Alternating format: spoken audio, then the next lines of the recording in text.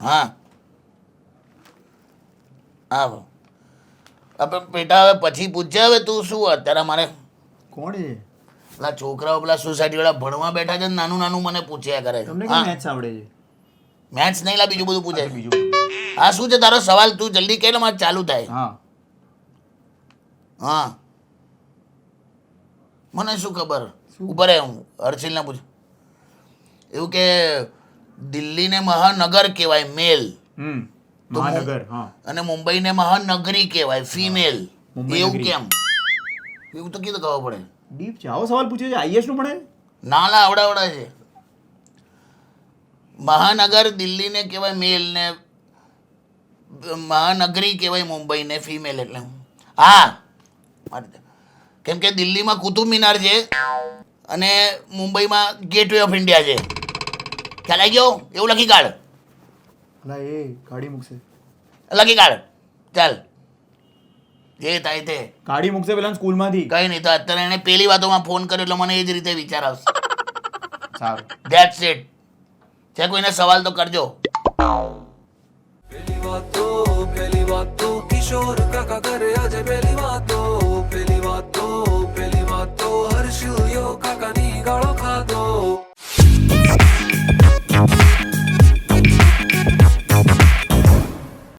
Welcome back. ફેબ્રુઆરી મહિનામાં તમારું હાર્દિક સ્વાગત છે. Episode number 165. બરાબર. એટલે બહુ Sorry, ફોન લે, આવે પણ હવે- યાર તમારે બેટા ચાલુ. તમને કીધું છે તમે શૂટિંગ ચાલે, શું કામ તું હા બોલ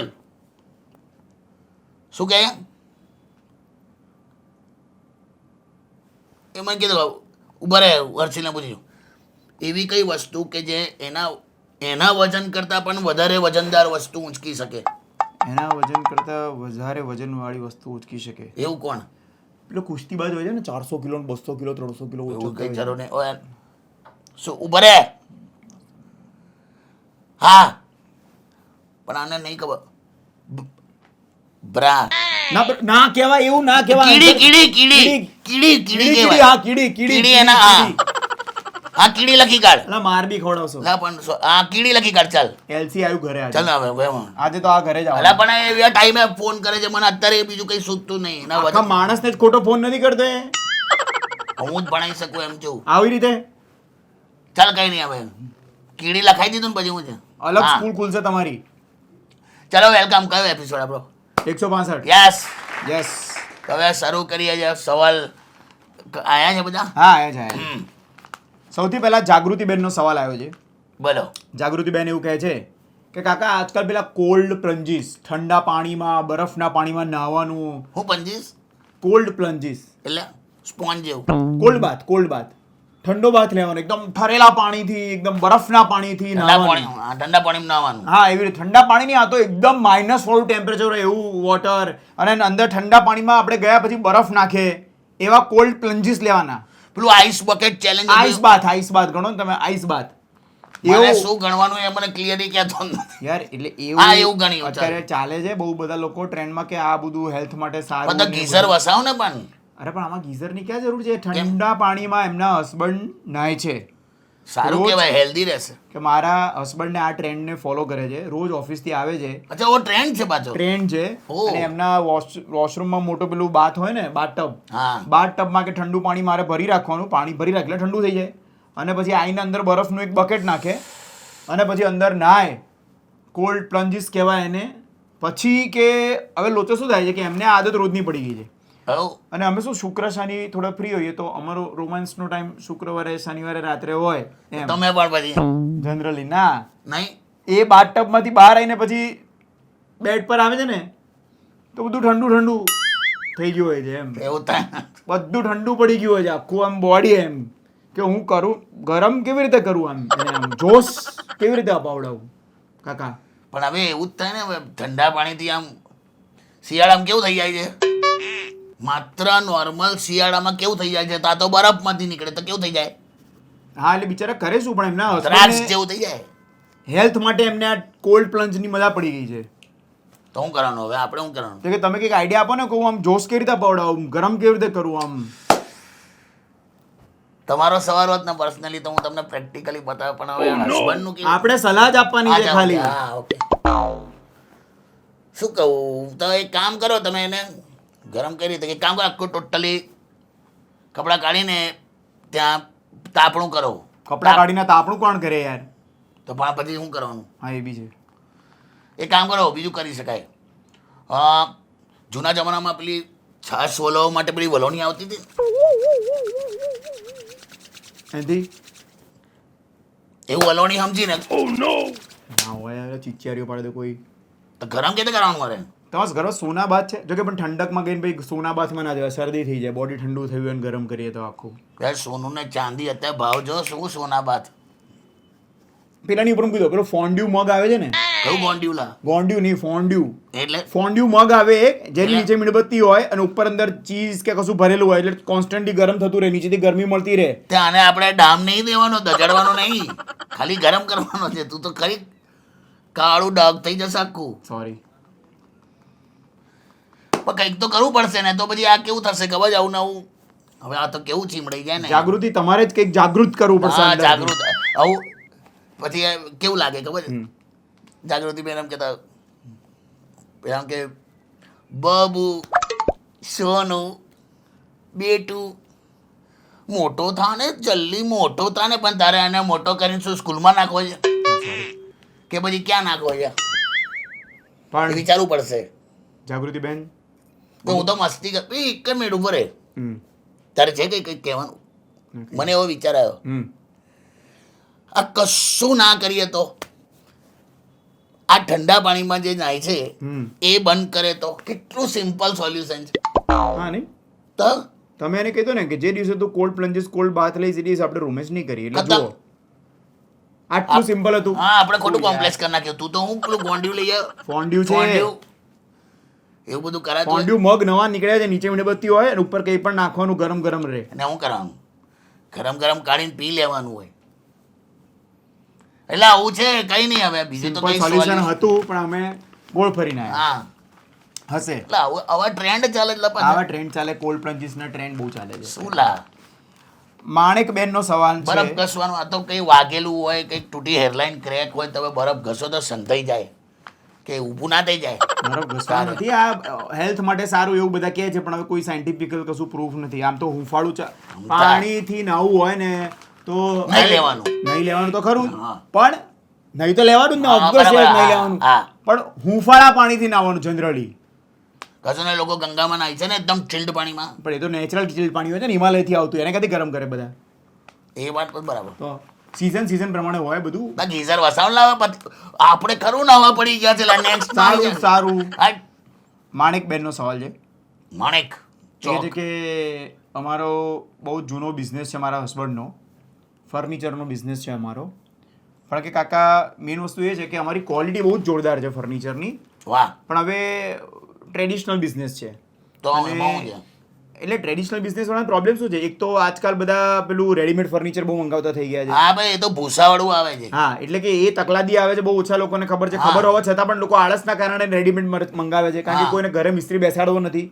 બીજું એ છે કે અમને અમારો બિઝનેસ કઈ રીતે માર્કેટ કરવો. આજના જમાનામાં ડિજિટલી માર્કેટિંગ બધું બહુ વધી ગયું છે. હવે તમારા ધંધાનો પ્રચાર પ્રસાર તો ઇન્સ્ટાગ્રામ ને વિડીયોઝ બનાવીને કરવો જ પડે.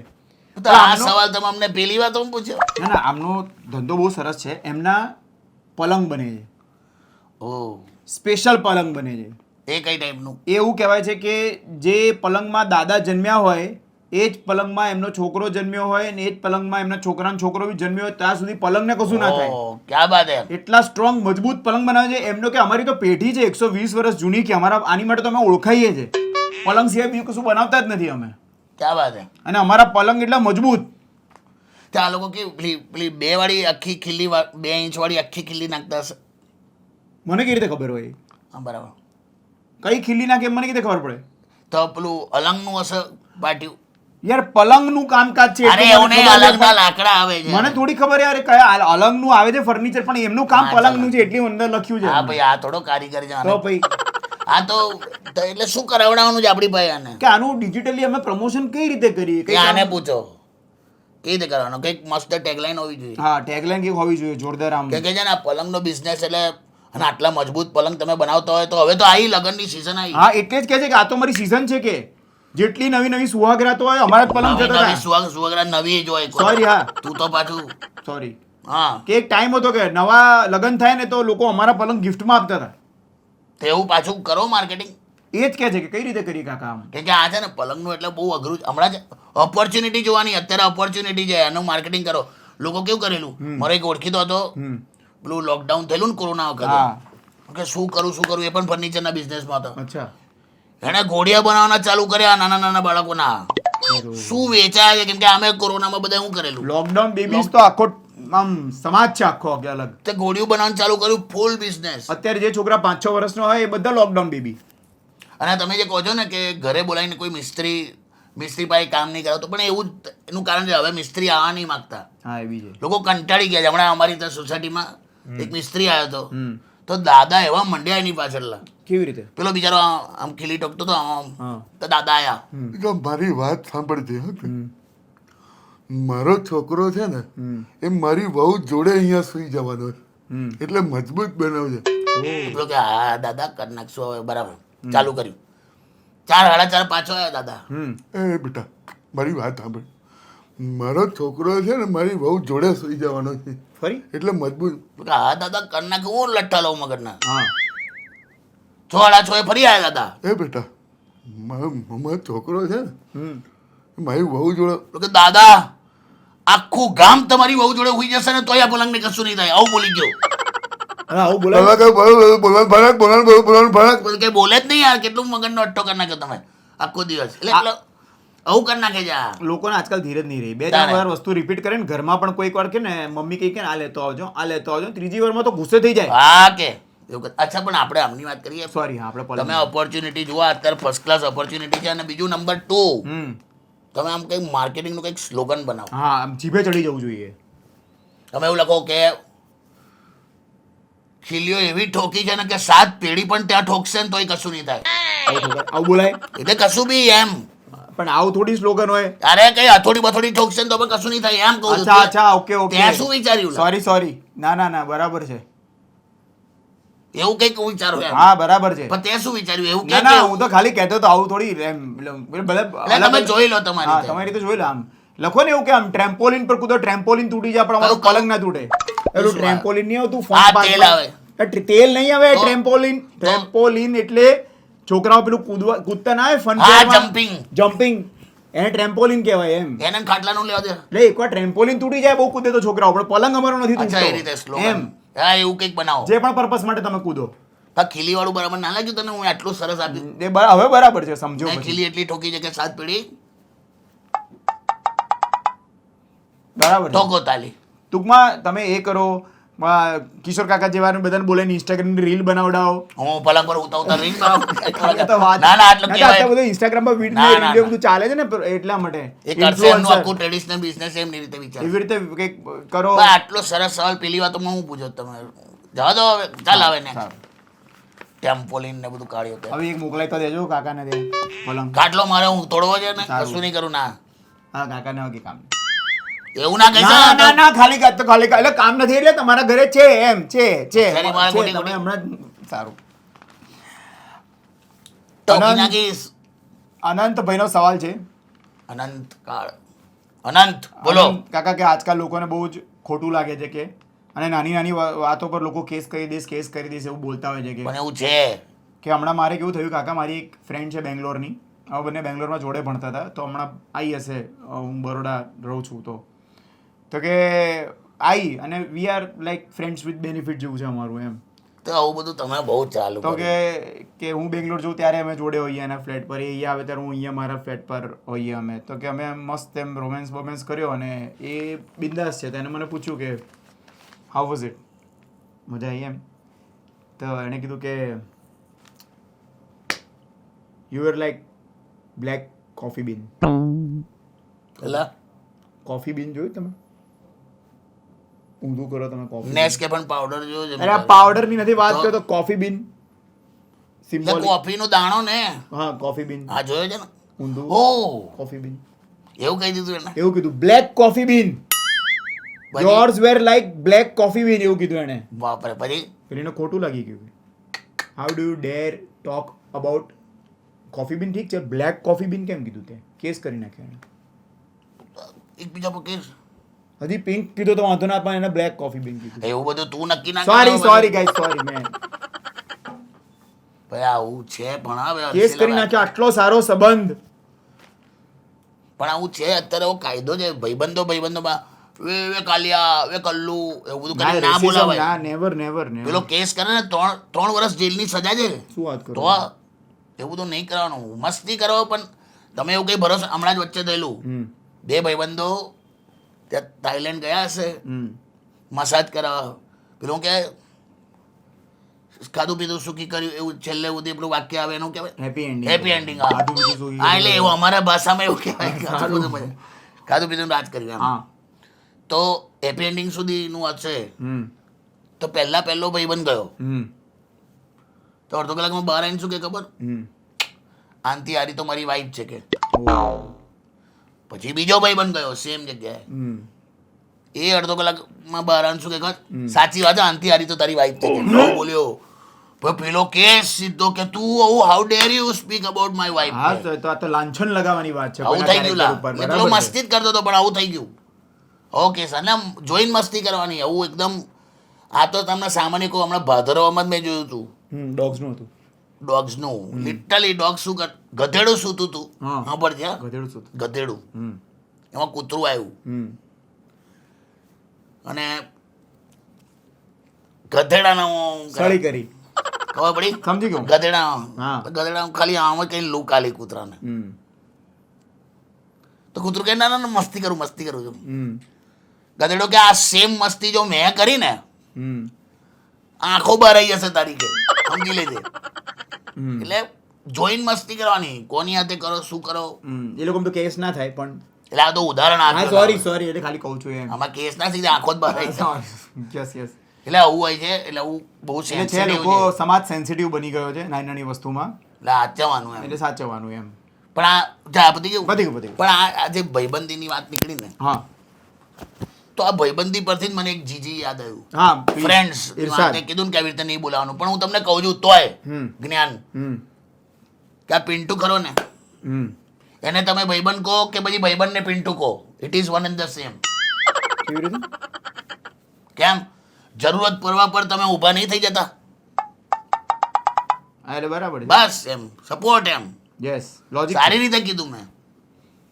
ઉદાહરણ ખોટું હતું પણ સારી રીતે કીધું એમ. પણ એક મિનિટ, આ કાયમ માટે આવા એક્ઝામ્પલમાં ભાઈબંધી, દોસ્તી, યારીમાં તમે કહો છો, એમાં પુરુષોનું એક્ઝામ્પલ આવે છે, છોકરીઓનું કેમ નહીં?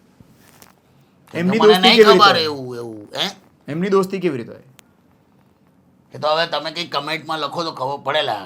આવું જેવું મેં ઉદાહરણ આપ્યું એવું એ લોકોનું ઉદાહરણ. એવું મારા મગજમાં નહીં આવતું. તમારા મગજમાં આવતું તો લખો કમેન્ટમાં કે અમે પણ વાંચીએ. વી બિલીવ ઇન ઇક્વાલિટી. બહુ જ બધી છોકરીઓ પેલી વાતોનો એપિસોડ જોવે છે, મને ખબર છે, અમને ડીએમ આવે છે. તમે જવાબ લખો. લખશે? ખબર નહીં. જોઈએ તો લખો. ચાલો હેડો. યસ, અને સરસ મજાના આવા એપિસોડ્સ તમે રેડિયો સિટી ઇન્ડિયાની યુટ્યુબ ચેનલ ઉપર અને રેડિયો સિટી ગુજરાતી ઇન્સ્ટાગ્રામ ઉપર, રેડિયો સિટી ગુજરાતી ફેસબુક ઉપર જોઈ શકો છો. તમારા સવાલ મોકલી શકો છો અને પેલી વાતોનો એપિસોડ તમને કેવા લાગે તો તમે કમેન્ટ કરી શકો છો. ઢગલો કમેન્ટ કરો. આ વખતે 5-10 એપિસોડમાં રિપ્લાય આપી દેવા છે બધી કમેન્ટના મારે. જાઓ ને યાર, શું કરો છો? ગાંડિયું અડગાયું તે કીધું ને. ફોન્ડ્યુ આલા ફોન્ડ્યુ ખાધું છે કોઈ દિવસ? ભાજી પાવ ફોન્ડ્યુ, ચીઝ ફોન્ડ્યુ ફોન્ડ્યુ. ખવાય તો કે કપ આવે ખવાય. અરે પણ એની અંદર જે વસ્તુ મૂકેલી હોય ચાલો એના બંધ નીચે કરતા. મીણબત્તી હોય જેનાથી આમાં ઉપરની વસ્તુ ગરમ થાય. જાઓ ને. આમ કરે એટલે ઉપરની ગરમ થાય. જતો બધા એને ફોન્ડ્યુ તું પરણી જા પછી તું બલબલાન ફોન્ડ્યુ જ કહેતો રહીશ. બાય. पहली बात तो किशोर काका करे आज पहली बात तो हर्ष काका करे पहली बात तो